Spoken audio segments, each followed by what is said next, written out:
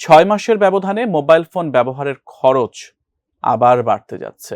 Mobile phone সেবায় সম্পূরক শুল্ক বৃদ্ধি করার সিদ্ধান্ত নিয়েছে এনবিআর। এ সংক্রান্ত প্রজ্ঞাপন দ্রুত জারি হতে পারে। বিস্তারিত জান্নাতুন নাহার জেরির রিপোর্টে।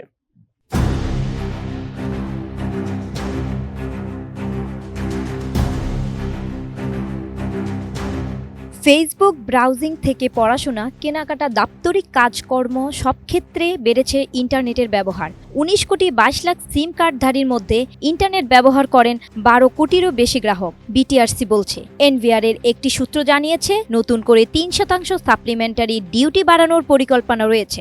বিষয়টি এখন সরকারের উচ্চ পর্যায়ে বিবেচনাধীন রয়েছে। মোবাইল অপারেটরদের সঙ্গে কথা বলে জানা গেছে, বর্তমানে প্রতি ১০০ টাকার রিচার্জ বা ইন্টারনেট খরচের বিপরীতে গ্রাহককে কর হিসেবে ৩৯ টাকা দিতে হয়। অর্থাৎ গ্রাহক ব্যবহার করতে পারেন ৬১ টাকা। নতুন কর হার কার্যকর হলে প্রতি ১০০ টাকায় কর বাবদ কেটে রাখা হবে ৪২ টাকা, আর ব্যবহারযোগ্য টাকা কমে দাঁড়াবে ৫৮ টাকায়। ফলে বছরে অন্তত ১,০০০ কোটি টাকা বাড়তি রাজস্ব সরকারি কোষাগারে যাবে বলে মনে করছে তারা। এনবিআর সূত্রে এসব তথ্য জানা গেছে। ব্রেকফাস্ট, টিফিন কিংবা স্ন্যাক টাইমে মজাদার আয়োজন মানে অল টাইম ব্রেড।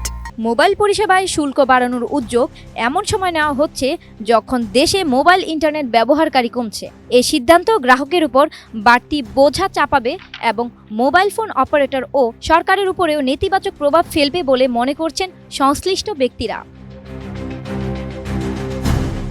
এই বিষয়ে রবির chief corporate and regulatory officer Mohammad Shahidul Alam বলেন, সরকার যে উদ্দেশ্য নিয়ে কর বাড়ায় তা সফল হয় না, তখন জনগণ তার খরচটা সীমিত করে ফেলে।